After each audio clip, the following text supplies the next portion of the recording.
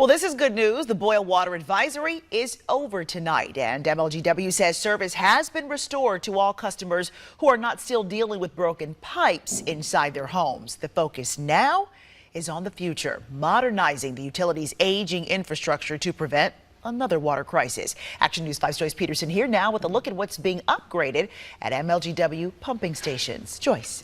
Yeah, Joy, there are 10 pumping stations, some nearly a century old in the MLGW network.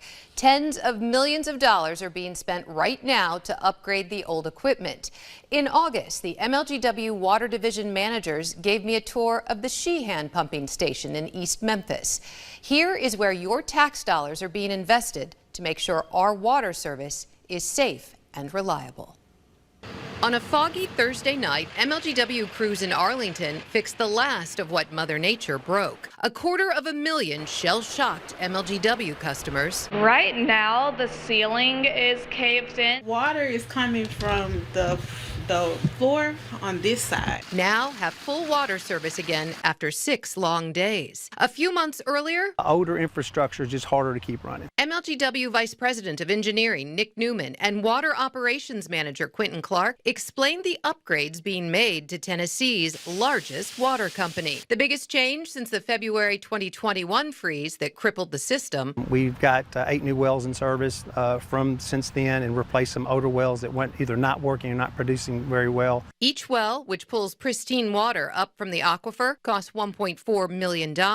And that's not the only new investment. We have the 5-year plan that we implemented in 2019, where we have about $121 million on the water side that we're spending. This year's around $12 million we're going to be spending. Note the caution tape. The ceiling in the filtration building at the Sheehan plant, built in 1932, was being repaired. The instrumentation equipment has been modernized. New chemical storage tanks have been installed, along with new backwash pumps that create less wastewater. The state sent Memphis $99 million in American Rescue Plan Act funding. MLGW will use $38 million on new technology. The old coal and steam plant now runs on electricity, generators, and backup systems in place for emergencies. No wells failed in this latest weather event. We actually have different circuits coming from different substations, so we can switch over to a substation with the has power to keep the plant running as well. The Mallory plant on North Parkway, built 100 years ago, getting upgrades this year too. Back at the Sheehan plant, critical digital equipment is now maintained inside air-conditioned rooms. So this is some of the things we're trying to do at our pumping stations. A consulting firm is helping MLGW figure out more necessary improvements on an old system that is still the envy of others. You can ask any water professional around that knows Memphis' system and understands how lucky we are to be where we are, and the great job that our guys do to keep this system running. So a lot is being done, but more still needs to be done. Local and state leaders now talking about finding ways to get more money for MLGW.